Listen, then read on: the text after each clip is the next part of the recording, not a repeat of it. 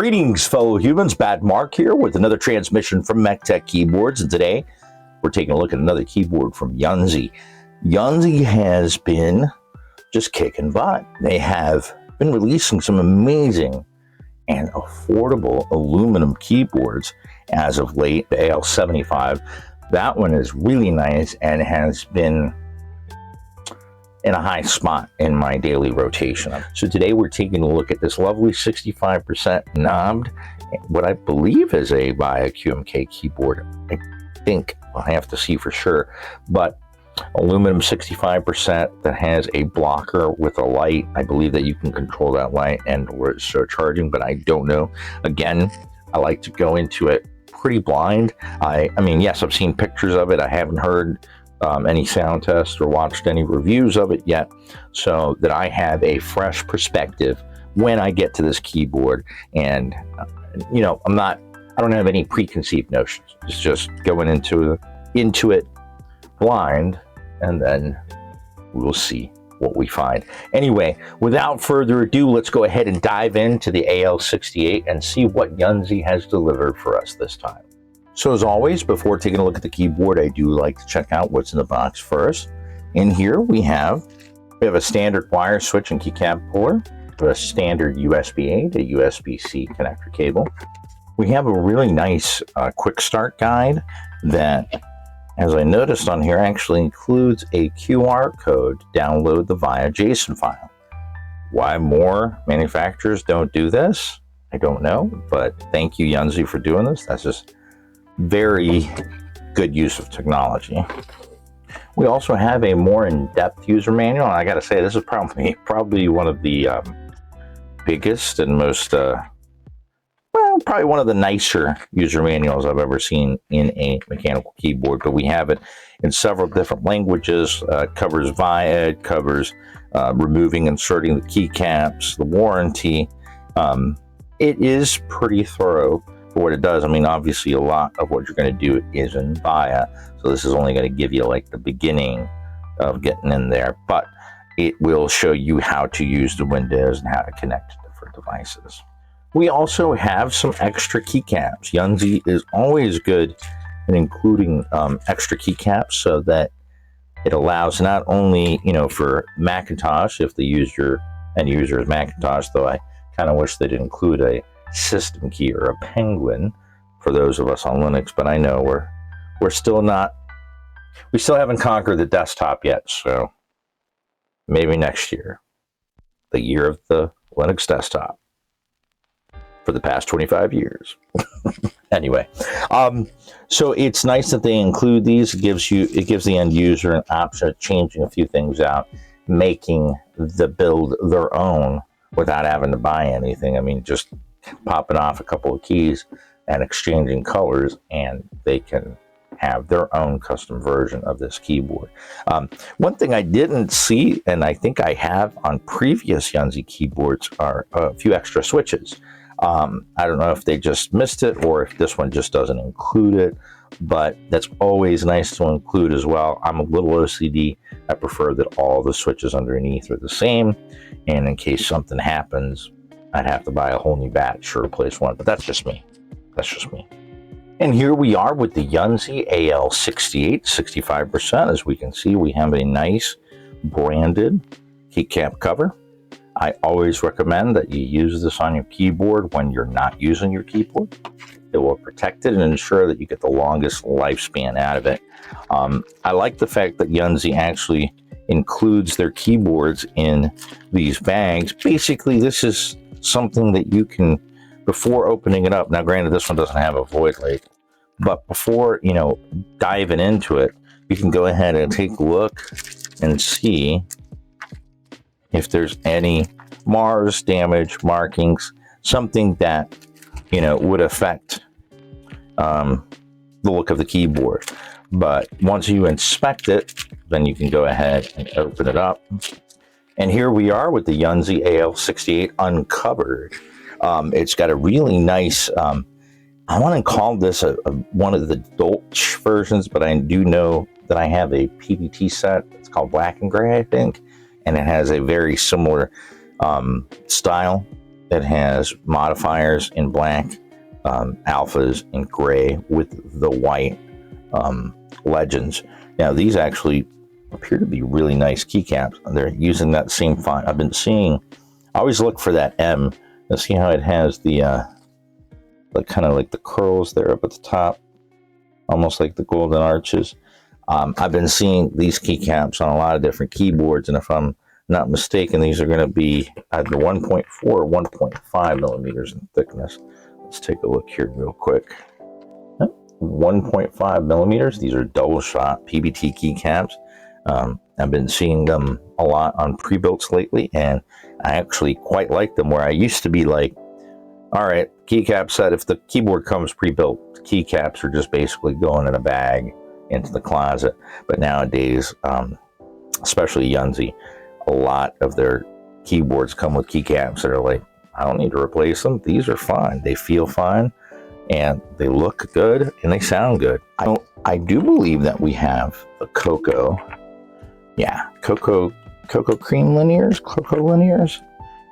I'll correct it in the spec section, but these are a really nice long pole linear. I believe it's a palm stem. It's quite smooth, and it has a pleasant bottom out. It makes the keyboard just sound that much nicer. Now, we do have plate mounted stabilizers. Let's go ahead and pop them off real quick. These do appear to be the newer palm style. These are much softer, and they do come pre-lubricated. We've got some grease inside of the stabilizer on the wire. And we also have a tiny amount, just the tiniest amount on the wire on the outside, because those are the 2 points of friction basically that you're going to get. So looking down into the keyboard, does not appear like we have the support for screw-in stabilizers, but we do have the HiFi layers. We can see the PET clear sheet layer above the PCB, and then the IXPE foam layer above that. That's what gives us that poppy, creamy sound. We also have dampening. Feels like a pour-on, perhaps. It might be EVA though, between the plate and the PCB. And we do have a gasket mounted piece. So we have a fairly what is nowadays common or standard 65% layout, though we have an aluminum, and we have a light here. I do believe that indicator light does give us something. We'll have to take a look here in a little bit. But a lot of aluminum keyboards don't have switches and or pockets. All they have is the port opening in the aluminum case. But with Yunzii, we can see that we do have a pocket for the 2.4, and it is branded, which is, I really appreciate it when companies do this, because there are so many devices that use dongles nowadays. So this makes it easier in case we come across it, in case it falls out, we come across it on the floor. Like, what does this go to? Oh, my Yunzii keyboard. Boom. Then we have a switch for either USB, Bluetooth, or 2.4. And thankfully that switch is on the back. I personally, I get why some switches are underneath keycaps, but I also clearly understand why a lot of people just don't like that. So I prefer when the switches are on here. Now, this I do believe is a QMK keyboard, if I'm not mistaken. Again, I tried to go into it open, so this is my first impression, and as we go through it, we'll figure that out. But we've got like I said, a fairly standard, as of late, 65% layout, where the top right corner key is replaced with a 1U knob, which this took a little bit of force, but we do have a plastic stem knob. Now you do have to be careful with the ones that are plastic stem, because those stems can break, but usually you're not going to apply too much pressure. This is a standard aluminum D knob with a plastic inner collar, and you see, yeah, that just fits right on there. It's got a nice tactile feel. Then we also have the blocker right here with an indicator light. we have a nice, I don't want to call this Dolce, but it's similar to, what, 3277? The colorways, the names of switches, everything, sometimes it just, there's so many of them, I have to keep track.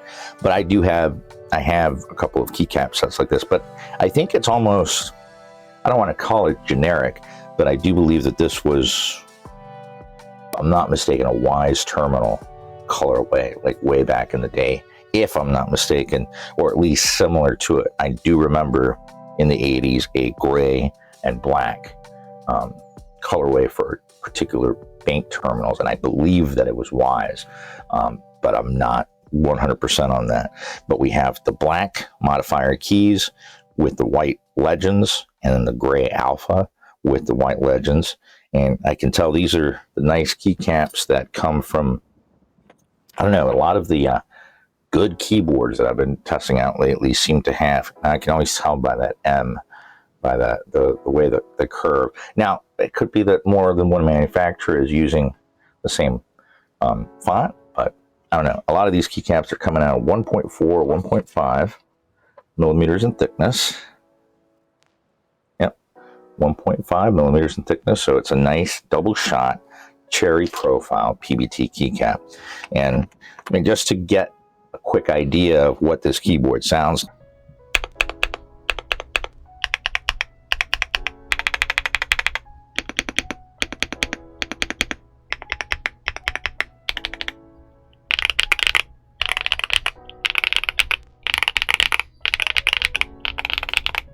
It's got a nice poppy feel to it. It has a, it's soft, but it's not like, whoa, we're gonna bend in and fall on ourselves. It's not super bouncy, which I like firmness, but it's got to have a little bit of give, and this has that little bit of give. I'm actually looking forward to opening it up and getting in here. Oh, I didn't even take a look at the bottom. We do have a really nice looking plastic sputter bottom weight down here.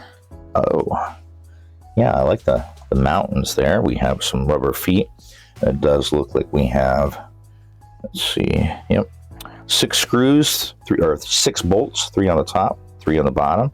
So when I come back to this, we'll open her up and probably give it a little bit mod. I think while it sounds very nice, stock, I don't know, I kind of, I'm always like, let's see if we can get her deeper. Let's see if we can get it clackier. Let's see. But I do have a list of keyboards that I have to mod, so we'll see what slot this gets in there at. But for a aluminum 65%, the AL68 from Yunzii is honestly, you want an affordable aluminum 65%. And I know a lot of people are like, wait a minute, where's the function row?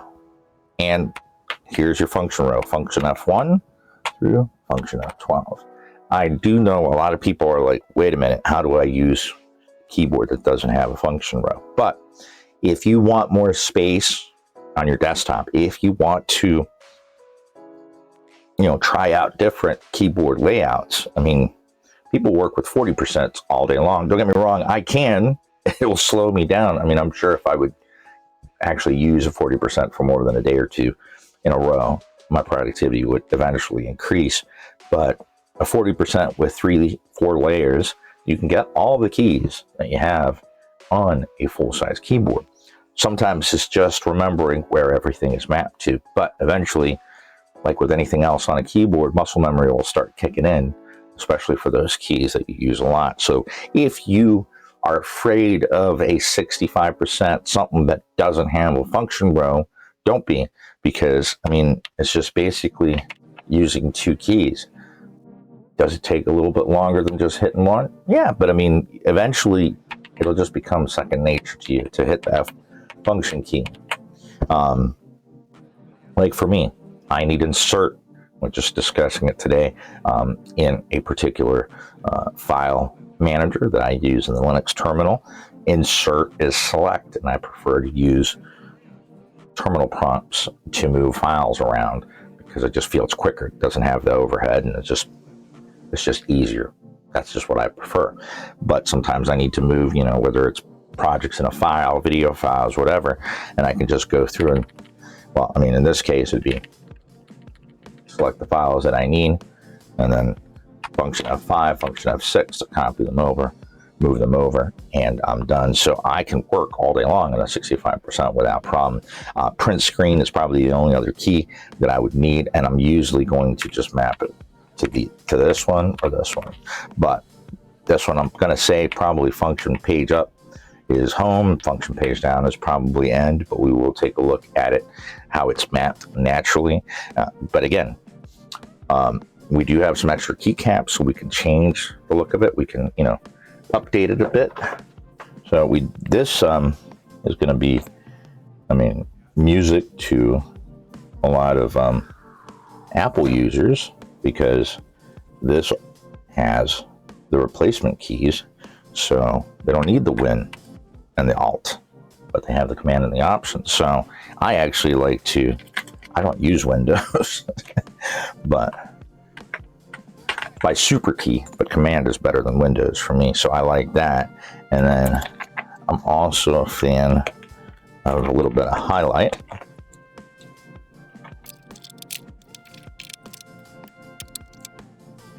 And just as quick as that, I made this Yunzii AL68 mine. I mean, this is a layout that's for me. I mean, the red, the enter, it stands out. It's, you know, it's a power modifier.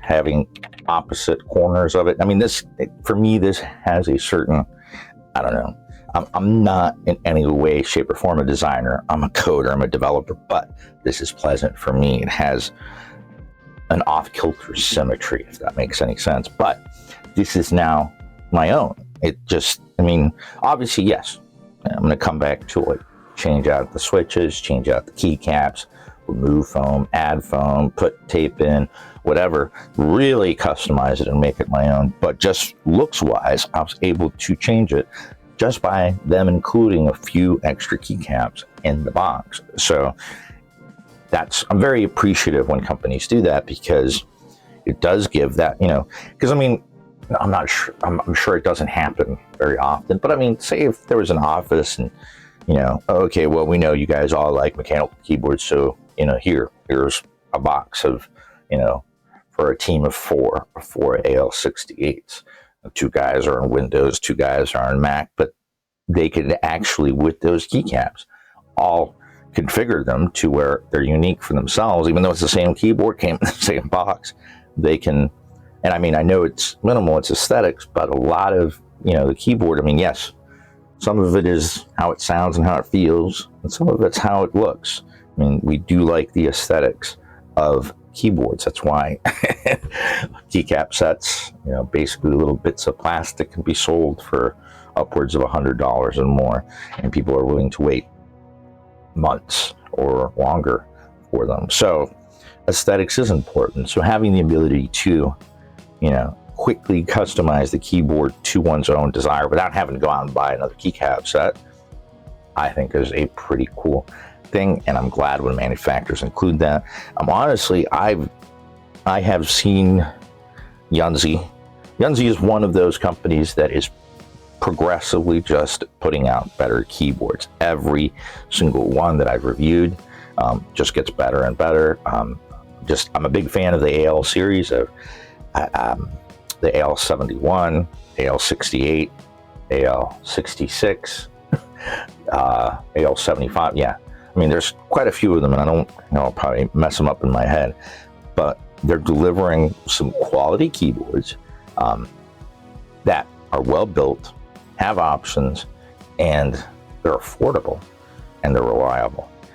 Plus, I have not even recalled reading any incidences with their support. I know I have contacted their support just for questions that I've had about particular keyboards when I'm like doing a review, and I'm like, all right, wait a minute, I need to know if this or that, you know, just to clarify. And instead of reaching out to my marketing contact, I've just reached out to their support contact, and I usually get a response within a day, if it's not the weekend, and it usually, you know, it answers my question. They're attentive and they care about their products, and that's really the one thing. I mean, yes, there are a few companies, and I'm not going to sit here and name names, but they just don't stand behind their products. And it's just, I hate to see somebody, and I've seen this more times than I care to recount, but somebody that really wants to get into the hobby and they fall for an ad, or they see, you know, a content creator, which, I mean,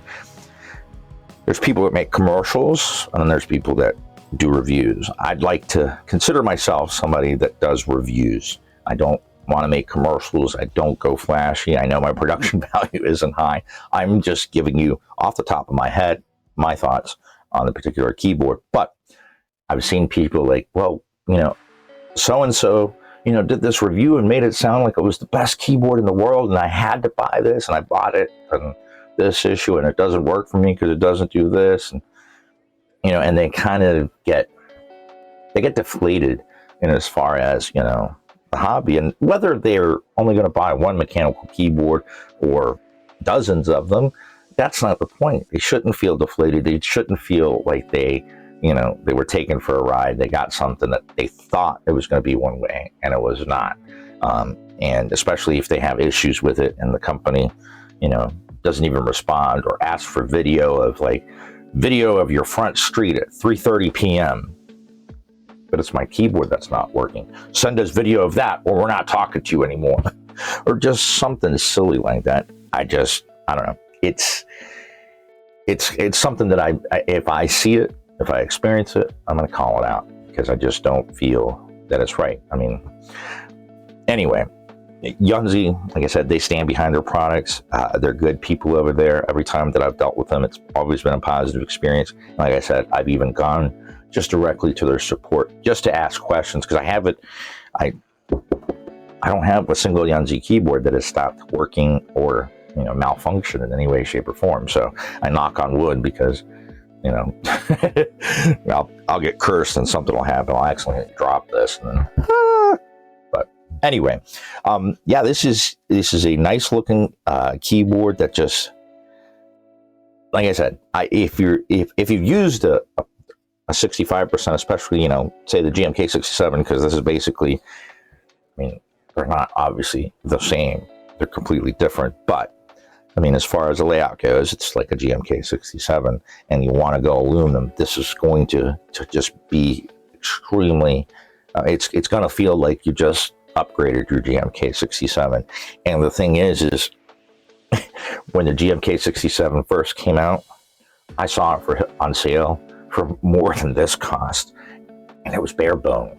So it's just, I mean, obviously this was a little over a year and a half ago or so that it came out, but this keyboard, literally, I've seen it on sale for cheaper than the GMK67 used to sell for bare bone. Not from every place, but from some places. So it's just testament to how much the hobby has shifted, as well as, you know, what's coming right now. Obviously, HE is the big buzz, and don't get me wrong, I've reviewed a few HE keyboards. I get what they're for, and I'm actually playing a little bit more with this keyboard. Like I said, you have a nice 65%. It's a very pleasant, so it's, though it's gasket mounted, it does have, it is pretty stiff. The softness is there. I don't think I would have any trouble using this keyboard for some time,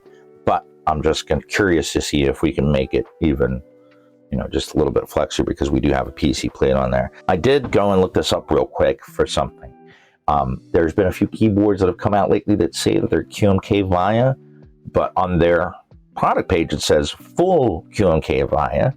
And I know I had a conversation with one of the marketing team about this.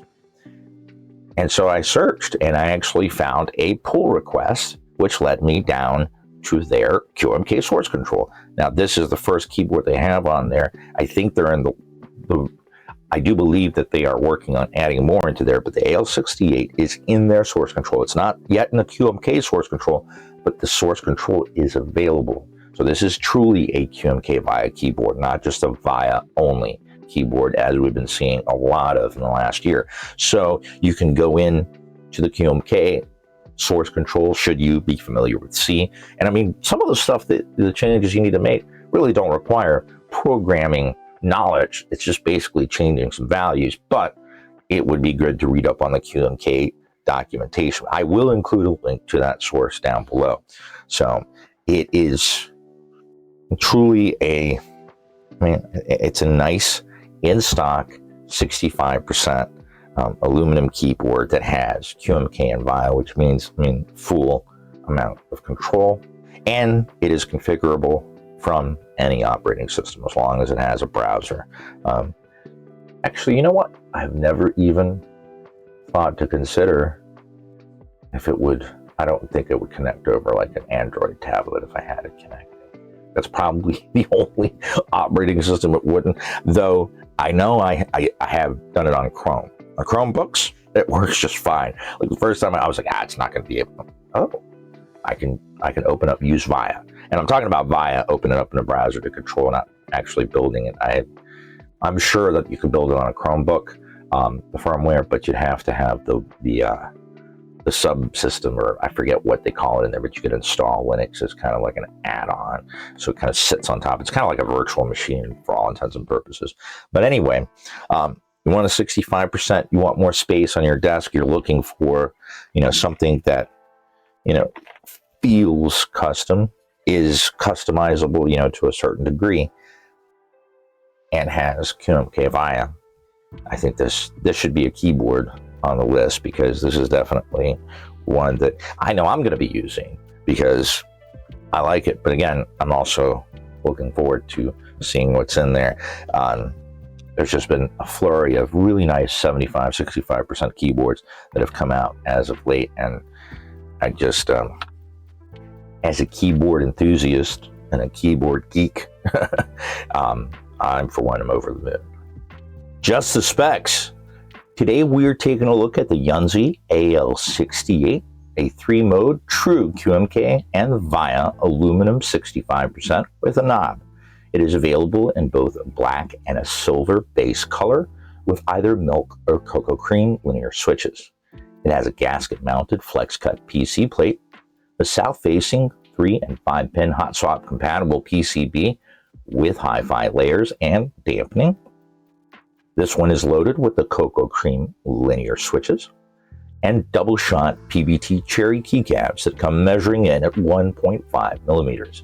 This keyboard has a battery capacity of 6,000 milliamp hours and comes weighing in at 1,185 grams. The chin of the AL68 sits at 19.5 millimeters off the typing surface, and the back sits at 29.5 millimeters, providing for an angle of typing of 7.5 degrees. The MSRP of this keyboard before discounts is $109.99. Links below. So yeah, we have a decent 65% now. I'm pretty sure I have a discount code for Yunzii. I'll put one down below. I have seen it on sale for a lot less than the MSRP, but I think that even on Yunzii's site, if you sign up for their newsletter, I believe it'll give you a discount. They also have like a wheel, and anytime you go to the site, you can spin and win, I think up to like 50% off or something like that. So I think that they pad it on their website, the pricing, but I've seen it for much less. I know it was in the for Black Friday, Cyber Monday. I want to say it was in the $60 range, if I'm not mistaken. But anyway, it's a solid keyboard. We have the QMK source, so we can go into VIA. We can change everything. The layout is very standard for QMK VIA in this situation. I did want to, it does only have, and as it should, I always found it weird where they have 2 JSON files, one for 2.4 and one for wired. I know the 2.4 is its own system, and it actually acts. The benefit of 2.4 over, say, Bluetooth is that the 2.4 is going to act almost like a wired connection. So, like, if you're in your BIOS and you need to do something, if you're connected through Bluetooth, well, there's no driver, there's no stack. You're not going to be able to connect that way. But with the 2.4, you can just plug it in, and it's basically the same as plugging in a keyboard. But when it comes to VIA having different different files for depending on the connectivity. I think it just confused people more than anything else. So this just has one JSON file, and you got to do it while it's connected, as should be all of them. I don't know. Being wired or being wireless and changing configuration settings seems odd to me, but maybe that's the way it should be. I'm of the opinion that, okay, if I'm going to make configuration changes, I need to be plugged in. So, but that's probably just a me thing. So this one, like I said, I'm definitely going to be coming back to this keyboard, as I've not only want to see if I can get a different sound profile out of it. I'd classify it right now as almost a clacky build, but it's probably more due to the Coca Cream switches. Though, like I said, I want to get in there and really, you know, see how much we can play with the sound profile. But if clacky is your thing, I think this is going to be it. But obviously, everyone's definition is a little bit different. Some might actually call this creamy. I don't know, because some of these terms are very subjective. So I wish we could almost come up with like a scale. Like this is stocky, you know. And granted, I don't have anything that's actually like trying to you know, measure a key. Like this is an E flat or E minor or whatever. I mean, as far as what tone we're in, because I don't think that really applies, because each key is going to, even on a gasket mount, the keys are going to sound different depending on size, depending on the position they're at. And a gasket mount does make it much more even up and down the rows, but there's still going to be, you know, some difference because you have more space underneath the keyboard in the back than you do in the front. But I'm going to go ahead and leave you guys with a stock sound test of the Yunzii AL68. I do hope that you enjoyed the review, and I do wonder if you guys noticed halfway through the video, or actually early on, I just got tired. This Logitech camera, I love their mice, but everything else I've used from Logitech, I'm just like, ugh. But that's neither here nor there. That camera, it's a 4K. It's supposed to be great for streaming. It just would not focus. So I've got a new camera that I'm going to be testing out. I think it is easily a replacement. I don't know if you guys noticed. Now this is this camera, the overhead one, not my face one. I haven't really had any issues with this one, so I'm just going to leave it be. If it ain't broke, don't fix it. So I'm just curious if anybody actually noticed that change, and if you did, where we're at, leave me down in the comments below. But any questions, any suggestions for when I come back to this keyboard, let me know down in the comment section below. I do my best to answer each and every comment as soon as possible. For right now, I just want to wish everybody out there in YouTube land a wonderful rest of your day. Until the next transmission, keep calm and keyboard on.